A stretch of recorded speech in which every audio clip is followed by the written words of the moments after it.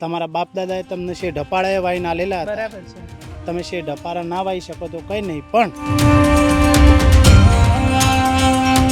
હવે આવતા વર્ષોમાં એમ મને લાગે છે કે પાછળ વોટર બેગ જેવું કંઈક લગાવેલું હશે ને એ ઓક્સિજનનું બોટલ હશે, જીવન જીવવું હશે તો.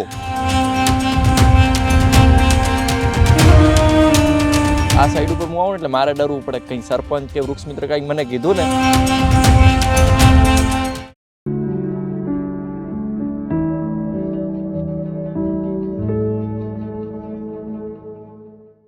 વૃક્ષો વાવી અને ઉછેરવાનું તો અમે વર્ષોથી હવે કરી રહ્યા છીએ. બહુ જ આનંદ સાથે જણાવીએ કે 20 લાખ વૃક્ષો વાવી અને અત્યારે અમે ઉછેરી રહ્યા છીએ અમારા જુદા જુદા ગ્રામ વનોમાં. આ આંકડો બોલીએ ને ત્યારે બહુ જ અંદરથી રાજીપો થાય છે. એક મજાનું ગામ છે. આ વૃક્ષો વાવ્યા પછી એને ઉછેરવા બહુ અગત્યના છે. અમે વૃક્ષ મિત્રો તો મૂકીએ, પણ સૌથી મહત્ત્વનો રોલ ગામનો હોય છે. અને એમાં ચોટાસણ જેવું ગામ મળી જાય, અત્યારે સાબરકાંઠાના ચોટાસણની હું વાત કરું છું, તો અમારે અહીંયા જોવા આવવાની પણ જરૂર ન પડે. આમ તો ગયા ચોમાસે આ વૃક્ષો ચોટાસણમાં અમે લગભગ 5300થી વધારે વૃક્ષો ડૉક્ટર કે.આર. શ્રોફ ફાઉન્ડેશન આદરણીય પ્રતુલભાઈ અને ચોટાસણ ગ્રામજનોની મદદથી વાવેલા. 1 વર્ષ પછી અહીંયા જોવા માટે આવ્યા, પણ અમારા આ વૃક્ષોની દેખરેખ રાખનાર અમારા કાર્યકરોએ કીધું કે બેન અહીંયા લમણો ન વાળીએ ને તોય ચાલે. કારણ શું લમણો ન વાળીએ તો ચાલે? કેમ કે અહીંના જાગ્રત છે ચેતનભાઈ અને એવા જ ગામના વડીલો, એ પોતે આ વૃક્ષો માટે ખૂબ મમતા રાખે. ક્યાંય પણ જાય, કોઈ સગા સંબંધીના ત્યાં કે કોઈ પણ જગ્યાએ નવી વૃક્ષની વેરાયટી દેખાય એટલે ઉપાડીને લઈ આવે. કેટલાક બીજમાંથી વૃક્ષ કરવું પડે તો પોતાના ઘરમાં નાનકડા થેલીમાં નાખે બીજમાંથી વૃક્ષ, એટલે બાલતરું પાંગરે, થોડુંક મોટું થાય એટલે લાવીને તરત જ આ ગ્રામવનમાં એ વાવી દે. આવી સમજણ હોય ને એટલે આ પ્રકારનું ગ્રામવન સરસ થઈ શકે. લગભગ 45થી વધારે પ્રકારની જાતના વૃક્ષો અહીંયા આગળ કર્યા છે. ચેતનભાઈએ અમને સૌથી પહેલાં અહીંયા ઇન્વાઇટ કરેલા, બહુ જ ગામના જાગૃત એક્ટિવ વ્યક્તિ, અને એમને એવું હતું એટલે પોતે ઘણા બધા વડલા પણ અહીંયા આગળ એમના ગામમાં આવું ને તો આખી ભાત જ બહુ નોખી છે અને યુવાન છે, પણ આખું ગામ એમને ઘણું ચાહે છે. અહીં કચ્છી સમુદાયના ઘણા બધા પરિવારો વસે છે, એટલે કચ્છી કંપાવાળો, આમ તો સાબરકાંઠામાં ઘણા બધા વિસ્તારોમાં કહેતા હોય છે કે કચ્છીઓ ખેતી ખૂબ સારી કરે, અને આ વિસ્તારના ઘણા બધા લોકો એમની પાસેથી શીખ્યા પણ છે. બહુ પ્રોગ્રેસિવ ખેતીમાં કચ્છી પરિવારો કહેવાય, પણ એમની ખેતી સિવાય અહીંયા વૃક્ષોમાં પણ એમની લાગણી આપણને દેખાય છે. ચેતનભાઈ, પહેલાં તો મને એ કહો કે આ વૃક્ષો વાવવાનો, કેમ કે આ તો ગાંડા બાવળથી ભરેલું હતું આપણે જ્યારે જોયું ત્યારે, તો તમે આટલા વૃક્ષ પ્રેમી કેમ છો ને કેમ વૃક્ષો વાવવા જોઈએ? છેલ્લા ઘણા સમયમાં એ જોયું કે ગાંડા બાવળનો દિવસે દિવસે વ્યાપ વધતો જાય છે. ગૌચર ગાયોને ચરવા માટે નથી કામનું રહેતું, કોઈ બીજા ઉત્પાદન તરીકે કે પર્યાવરણને કામે નથી રહેતું. બહુ ટાઈમથી મદદની જરૂર હતી.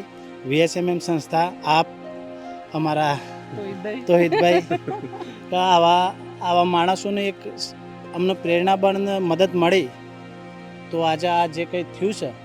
પણ ટૂંકમાં એટલું કહું કે આ VSMMનો અને VSMMનો પણ જેને મદદ કરી હોય એનો હૃદયથી આભારી છું. અને મિત્તલબેન જે સંસ્થાઓ ચલાવી રહ્યા છે એમની ઘણી બધી પ્રકારે અલગ અલગ એક્ટિવિટીઓ છે, એ જાણીએ છીએ. કોઈ ખુશામત કરવાની કોઈ વાત નથી, પણ ખરેખર દુર્લભ જીવન છે એમનું. પ્રકૃતિ પ્રેમીનું મારા મોબાઈલમાં તો પ્રકૃતિ દેવી તરીકે નંબર એડ છે, બરાબર? એટલે જે છે એ જ છે, એમાં કોઈ નવું નથી. અમારા ગામના આજુબાજુના ગામના બધા પશુ પક્ષીઓ જે અહીંયા જમવાના, રહેવાના, માળા બાંધવાના, એ VSMM સંસ્થાને, એના કાર્યકરને, ફાઉન્ડર મિત્તલબેનને અને એમને જેને કોઈએ ફંડ આપ્યું છે એ તમામને એમના અંતરથી મુખ આશીર્વાદ પાઠવશે. અને આ પહેલું જ બનાવ્યું છે, પણ અમારા સમગ્ર વિસ્તાર ઈડર તાલુકાના અને અમારા ગામમાં હજી બીજું જો યોગ્ય જણાશે એ જગ્યા પર અમે ડેવલપ કરવાનું. વૃક્ષો મહત્તમ કેમ કરવા જોઈએ છે ચેતનભાઈ? અત્યારે આપણને બધાને, તમે બહુ સારી વાત કરી કે ગાંડો બાવળ એટલો બધો હોય છે ને લોકો જુએ છે પણ એના ઉપર આગળ વિચારતા નથી. તમારા મનમાં ભાવ કેમ? બેન, વૃક્ષો વધુ એટલા માટે કે ભવિષ્યમાં કાંઠો દુષ્કાળ પડે ને તો અહીંયા લીમડો વાયેલો હોય કે ખાખડો હોય તો એના પાન તોડીને તમે તમારા પશુને સાચવી શકો. અને એટમોસ્ફિયર, વાતાવરણમાં નમીને રહે. ધારો કે અહીંયા અમારે જે વરસાદ પડે છે એનાથી બાજુમાં વિદેશ વરસાદ 10 કિલોમીટર, ત્યાં વરસાદનું પ્રમાણ સરેરાશ વધારે જ હોય છે, કારણ કે ત્યાં આગળ ગાઢ જંગલ છે. બરાબર એના લીધે ત્યાં પાણીનો જે કોઈ સંગ્રહ થાય છે એના જળ સ્ત્રોતો અમારા અહીંયા સુધી અમને લાભાન્વિત કરી રહ્યા છે. એટલે આવનારી પેઢીને તમારે બચાવવી હશે ને તો વૃક્ષ તો એમાં પહેલો જ મુખ્ય એક આધાર છે કે ભાઈ વૃક્ષ વગર તો ચાલશે જ નહીં. પણ વૃક્ષ એ જીવન છે. તમારા બાપ દાદાએ તમને શેઢ અપાળાએ વાઈને આલેલા હતા. તમે શેઢ અપાળા ના વાઈ શકો તો કંઈ નહીં, પણ આવી જો ખુલ્લી જગ્યા ગૌચર પડેલો હોય તો આગળ ડેવલપ કરશો તો ભવિષ્યની પેઢી વૃક્ષ જોઈ પણ શકશે કે ભાઈ આ મીઠી ઓબલી હતી કે આ ખાટી ઓબલી છે કે આ જામફળનો છોડ છે. અને લોકો આના પરથી પ્રેરણા લઈને એમને તે બનાવે એટલે અમને વધારે આનંદ થાય. બહુ સરસ સમજણ છે એમની આટલી, એટલે આ ગ્રામવન આખું થઈ શક્યું છે. એમણે સરસ વાત કરી કે પ્રજાતિ જેટલી અહીંયા વાવી છે ને એ વાવ્યા પછી એ મને ખબર છે કે રાયણનું વૃક્ષ કોને કહેવાય, આંબલી કોને કહેવાય, પીપળો કોને કહેવાય, જાંબુ કોને કહેવાય, અરીઠા કોને કહેવાય, પણ નવી પેઢીને ખબર છે આ બધી, એણે જોયું છે આ બધું. અમે તો જતા હતા નાના હતા એટલે વડ પર ટેટા પાડવા માટે ને પીપળના ટેટા પાડીને એના બાફીને ચૈત્ર મહિનામાં એ ખાધા છે એમ. એટલે એનું મહત્ત્વ રાયણ આવે તોય ખબર છે ને જાંબુની ખબર છે, પણ બધા બાળકોએ આ જોયું છે નથી જોયું. એટલે આપણી વાતો થતી હતી, એમના ઘરે અમે જમ્યા આજે, અને એમણે સરસ કીધું કે તમે કેવા પ્રકારનો પ્રવાસ આપણા ગ્રામવનમાં બાળકોને કરાવો છો અને શા માટે કરાવો છો? એટલે હું એમ ઈચ્છું છું કે બાળક તો લારીમાંથી કે દુકાનમાંથી જબલામાં વસ્તુ લાવે અને બાળક જુએ છે, એ ન જુએ ને ઝાડ ઉપર થતું જુએ. આ રાયણ છે, જાંબુ છે, સેતુર છે, એવા 45 જાતના વૃક્ષોમાં કે જેમાં ફળ ફૂલ થાય, પશુ પક્ષી પામે, બાળકો આનંદ કરે અને પશુ પક્ષીને ખોરાક મળે અને બીજું કે ઓક્સિજન મળે. હવે આવતા વર્ષોમાં એમ મને લાગે છે કે પાછળ વોટર બેગ જેવું કંઈક લગાવેલું હશે ને એ ઓક્સિજનનું બોટલ હશે, જીવન જીવવું હશે તો. એ સમય ના આવે એ ભાવના પ્રબળથી આ કાર્ય કરી શક્યા છીએ અને બહુ આનંદ થયો છે આ વૃક્ષની અંદર રહી અને નવી નવી જાતો લાવી અને એનું આરોહણ કરીએ, ઊંચા થાય, મોટા થાય. બરાબર છે. એમણે બહુ સુંદર આખી વાત કરી છે બાળકોને. એટલે ચેતનભાઈ છે બહુ જાગૃત અને એક્ટિવ સરપંચ, એટલે સ્કૂલમાં પણ એમની સ્કૂલ બી જોવા જેવી છે. એમણે આખું નાના બાળકો માટેની જે વ્યવસ્થાઓ, આદર્શ ગામ છે ચોટાસણ એવું હું કહીશ એમ. અને સમજણવાળો વ્યક્તિ જ્યારે એક હોદ્દા પર અથવા એક પોઝિશન પર પહોંચે છે તો કેવા કામો થઈ શકે અહીંયા આવીને ખરેખર આ ગામમાં જોવા જેવું છે. આદર્શ ગામ છે. એમણે પાણીની વ્યવસ્થાઓથી લઈને દરેક સૂક્ષ્મ ચીજો છે એને કહી શકાય એનું આયોજન કર્યું છે. અહીંયા બાળકો આવે છે સ્કૂલના અને અહીં પ્રત્યક્ષ રીતે બતાવવામાં આવે છે કે આને આ વૃક્ષ કહેવાય. અહીંયા ઔષધિઓ પણ અનેક પ્રકારની લગાડવામાં આવી છે. અને મેં કહ્યું એ પ્રમાણે કે અમારા અનેક ગ્રામવનોમાં ચેતનભાઈ એવું થતું હોય કે અહીંયા ઉધઈયાઈ છે બેન, હવે બળી જશે જો તમે નહીં કરો તો, એમ દવાની વ્યવસ્થા, અથવા 25 વૃક્ષો બળી ગયા છે, અમે શું કરીએ, આવું ક્યાંક નીલગાય આવી જાય છે, તમે કંઈક કરો, અમે શું કરીએ. એવી એક પણ ફરિયાદ અહીંયાથી નથી આવતી. અને બધી જ વ્યવસ્થાઓ મેં કીધું ને, અમે બહુ જ એટલે વૃક્ષો વાવ્યા પણ બાકીની બધી જ વેરાયટી ગામના લોકો લાવી અને આ એમનું ગ્રામવન છે. અમે તો ક્યાંક નિમિત્ત બન્યા આની અંદર, અને એમનું ગ્રામવન છે એ એમનું બને એ માટેના અમારા જે પ્રયત્નો છે ચોટાસણમાં સાર્થક થયેલા અમને દેખાય છે, કેમ કે એમની સજાગતા છે. અમારા આદરણીય Pratulbhai Shroff, doctor KR Shroff foundation, એમની મદદ અમને આ ચોટાસણનું ગ્રામવન કરવા માટે મળી. એમનો બહુ જ આભાર. એ પણ મૂક સેવક છે. પોતાનો બહુ પ્રચાર પ્રસાર કરવો એમને નથી ગમતો, પણ અમે બહુ બોલ કરીએ છીએ એમના વિશે, કેમ કે મને એવું છે કે સારું કાર્ય કરતા હોય એની વાત પણ થવી જોઈએ તાકી અન્ય લોકોને પ્રેરણા મળે. અમારો તોહિદભાઈ છે અને મહેશ, બંને જણ છે કે જે લોકો અહીંયા ઘણા બધા સાબરકાંઠામાં અમારા ગ્રામવનો ગાંધીનગર જિલ્લામાં થયા છે.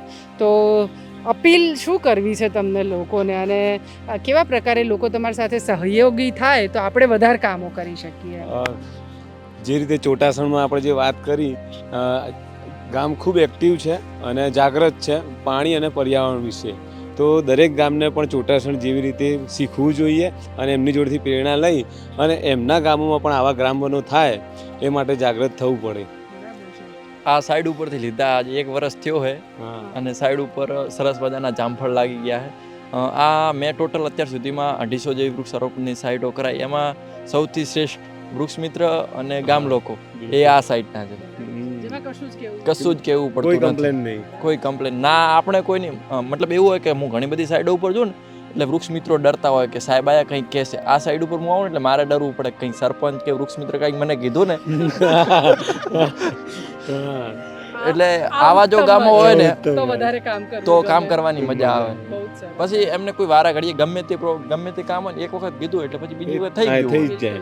હા. એટલે આ સાઈડો 2-4 સાઈડો એવી છે ને કે એના ઉપર આવતો મને ડર લાગે કે આ જો જોઈ ગયા ને હું ફટાફટ મારું કામ પટાઈ અને નીકળી જઉં છું. એ જોઈ ગયા ને તો કોઈક વાતે મને બોલશે. અમરતભાઈ, અને એક વખત જોઈ ગયા ને તો સરપાણા પકડીને દઈ ગયા ઘરે ખાવા માટે.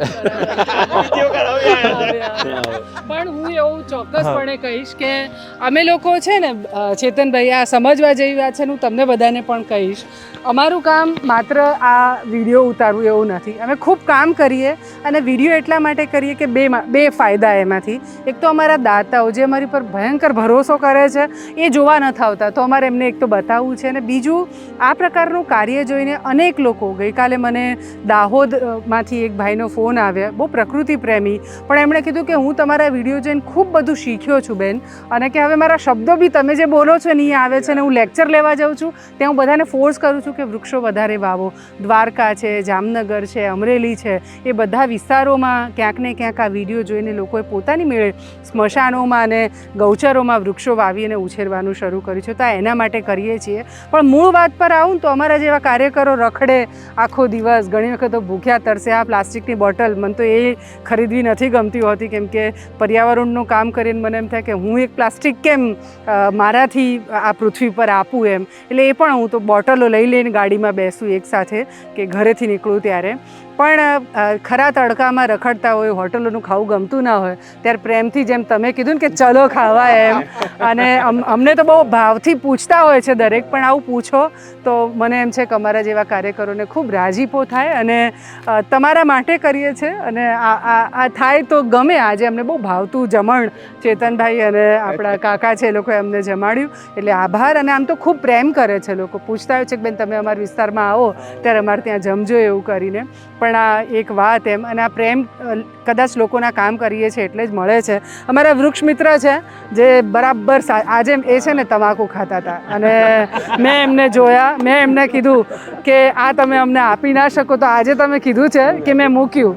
ત્યાં જાહેરમાં કહું છું અને તમે બધા સાક્ષી છો, એટલે ફરીવાર એ નહીં કરે એવું, કેમ કે હું એવું માનું છું કે આપણો દેહ એ મંદિર છે, જેમાં વૃક્ષ મંદિર છે, અને તમે આ વૃક્ષ મંદિરની સેવા કરો છો એમ. આ વૃક્ષો જીવતો જાગતો દેવ છે, અને આ ખોળિયું પણ ઈશ્વરનો વાસ છે એની અંદર, તો એને અભડાવવું એ ગમે નહીં. પણ તમે વૃક્ષોની સેવા કરો છો, તમને કેવું લાગે છે એની વાત? મને બેન એના ઉપર એવી લાગણી થઈ છે કે મારો નાનો બાળકો ઉછેરતો હોય ને એવું લાગે એવું છે. લાગે છે, હા. બરાબર છે. અને ગમે ત્યાંથી નવું ઝાડ જોવું તો મને એમ કે લાઈન વાવી દો વાવી અહીંયા. અને એમની કાળજી તમે જુઓ કે વૃક્ષોમાં ખામણા અને એની આસપાસની નાની નાની સફાઈ, ડ્રાય કચરો રાખે તાકી ઉધઈ ન થાય. એટલે એટલી બધી સૂક્ષ્મ કાળજી જે છે તે આ ચોટાસણની સાઈડ પર દેખાય. ચેતનભાઈ, હું સાબરકાંઠાવાળાઓને ખાસ કહીશ, ઈડરમાં બધામાં, કે આવી અને જોવું અહીંયા આગળ. અમે પ્રયત્નો કરીએ છીએ કે ઘણા ફોન કરે કે બેન અમારા ગામમાં વૃક્ષ કરવું છે, પણ અમે કહીએ ને કે 5 રૂપિયાની ભાગીદારી આપવી પડશે તો તૈયાર નથી થતા. તો ચોટાસણ પાસે આવજો, અહીં જોજો, શીખજો, અને આ કરવા જેવું કાર્ય છે. પોતાના જીવનકાળ દરમિયાન ઓછામાં ઓછા 150 વૃક્ષ વાવવા જોઈએ. જ્યારે કાકાએ કીધું કે મેં સ્મશાનમાં 250 વાવી દીધા છે, મેં કીધું તો તમે તમારે એકલા ના કર્યા, આખા પરિવારના તો બાકી છે એમ. એટલે એ માટે પણ આ કરવા જેવું કાર્ય છે. તો સૌ જાગીએ અને ચોટાસણ પાસેથી પણ શીખીએ એમ. ચેતનભાઈને કંઈક હજી કહેવું છે? બેન, આવું જ આ તો સંત સરોવર તરોવરને ચોથા વર્ષે મેં પરમારથને કારણે તમારું કામ છે ને સંત જેવું છે. એટલે અમે તો એટલું બધું ના કરી શકીએ, પણ અમારા સાબરકાંઠા જિલ્લાના ઈડર તાલુકાને એટલી ખાતરી આપીએ છીએ કે આપ અહીંયા અમને ટેલિફોનિક જાણ કરીને જોવા આવશો તો આપની ચા પાણી નાસ્તાથી લઈને જમવાની વ્યવસ્થા કરશું, કારણ કે મહેમાન કોના ઘેર, બરાબર. અને બીજું કે અમારી આના સિવાય જે કોઈ પણ પ્રકારની મદદની જરૂર હોય તો અમે ત્યાં અમારા સ્વખર્ચે આવીને આપને માહિતી માર્ગદર્શનથી લઈ અને બધી જ વ્યવસ્થામાં તો ભાઈ હાથી ટાઈપ કરવાનું બધી જ વ્યવસ્થા કરી આપશું. જો આપની દિલથી પર્યાવરણ માટે, પોતાના ગામ માટે અને પોતાના વિસ્તાર માટે દિલથી આ પર્યાવરણ ઉછેરવાની જો નેમ હોય તો અમે તમામ પ્રકારે, હું છું જગદીશ કાકા છે, મારા એક બીજા મિત્ર છે વડીલ MM પટેલ સાહેબ, અમે મદદરૂપ થવાની ખાતરી આપીએ છીએ. નો ફોર ચાર્જ, 100% સેવા. કેટલી મોટી વાત છે. બસ તો ઉપયોગ કરજો. અને ખરેખર ચોટાસણ અહીંયા પડોશમાં જેટલા છે ને એટલાને તો હું હાથ જોડીને વિનંતી કરું છું કે અહીંયા આવીને જુઓ અને તમારા વિસ્તારને ગાંડા બાવળ મુક્ત કરવાનું તમે એક પ્રણ લો ને એવું ઈચ્છું છું. અને એ થશે તો અનેક હજારો પક્ષીઓ તમારા ગામમાં, તમારા ઘરમાં આવશે. અને જ્યાં હજારો પશુ પક્ષીઓનો કિલ્લોલ હોય ને એ ગામ, એ પરિવાર, ત્યાંના લોકો, એ બધાની ઉપર ઈશ્વરની ખૂબ બધી કૃપા રહે અને સુખી રહે. બસ દરેક ગામ જાગે અને ટ્રી પ્લાન્ટેશન મહત્તમ પોતાના ગામોમાં વૃક્ષો વાવે અને ઉછેરે એવું કરે અને આ ધરતીમાંને આપણે લીલો શણગાર ચડાવી શકીએ અને એ કરીએ તો એ ઉત્તમ. આ ઉત્તમ કાર્ય સૌ કરે એવી શુભ ભાવના.